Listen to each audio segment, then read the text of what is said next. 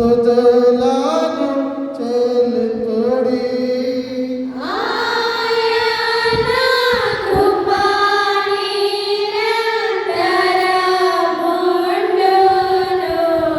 సర్వశక్తి గల దేవా, శ్రేయస్కరమైన దానం వలన మా ఆత్మల సేదించినందుకే నీకు వందనాలు చెల్లిస్తూ ఉన్నాము.